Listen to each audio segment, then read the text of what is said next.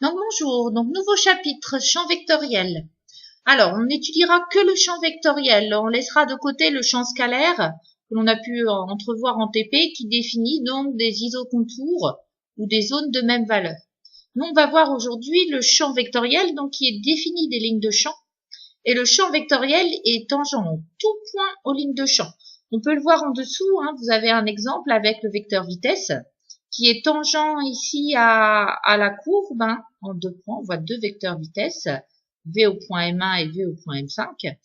Le sens du vecteur donne le sens à votre ligne de champ.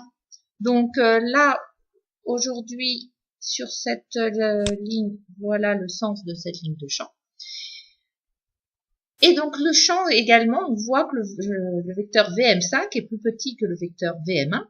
On voit que sur cette ligne de champ, le vecteur n'est pas constant. La valeur du vecteur n'est pas constante. Donc le champ de pesanteur ou champ gravitationnel. Alors la valeur du champ de pesanteur, la lettre du champ de pesanteur, c'est G, qui va être défini comme étant le poids divisé par la masse. Formule que vous connaissez depuis la troisième, puisque P égale mg. La seule chose là, c'est que l'on fait en vecteur. Au loin. Alors au loin, G, généralement sur Terre, on l'appelle G0, puisque l'altitude est nulle. Au loin, on appelle ça généralement champ de gravitation. C'est également un G qui est égal à la force gravitationnelle sur la masse.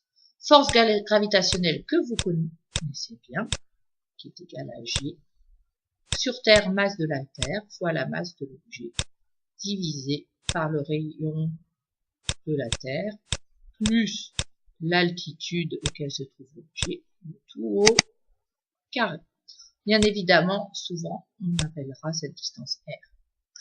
Cette distance R, ici, nous l'a la distance R sur ce schéma. Alors, les lignes de champ gravitationnel sont perpendiculaires aux équichamps.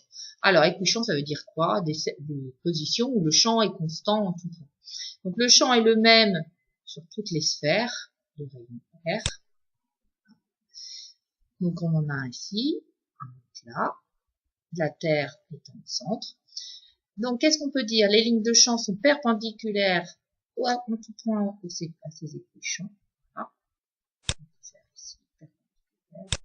Perpendiculaire. Par contre, sur cette ligne de champ, ce qu'on a vu tout à l'heure est également vrai.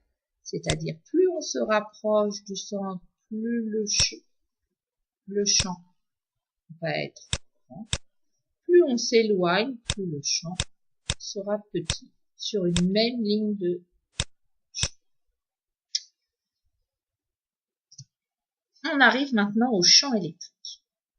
Alors, le champ électrique, sa grandeur, c'est E. Vecteur E. Et c'est égal à la force électrique divisée par Q. Si on veut la norme de E, ça sera la même chose, norme de F, mais par contre sur la valeur absolue de Q, puisqu'on a vu que Q peut être positif ou négatif. Alors, qu'est-ce qu'on a vu en TP? On a vu que ce champ était uniforme à l'intérieur d'un condensateur plan, et ce qui est à retenir, c'est que ce champ est orienté du plus vers le moins, comme dessiné ici sur le schéma. Ce qu'on a vu également en TP, c'était qu'il était perpendiculaire aux équipotentiels. Voilà les lignes d'équipotentiel que l'on avait. Et les lignes de champ sont bien perpendiculaires à toutes ces équipotentiels. Pour terminer, on ira très vite. Notez B, donc en norme ou en vecteur.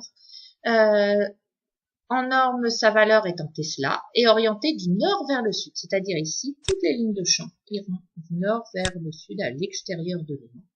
Et si je veux dessiner le vecteur champ, il est en tout point tangent à la ligne de champ.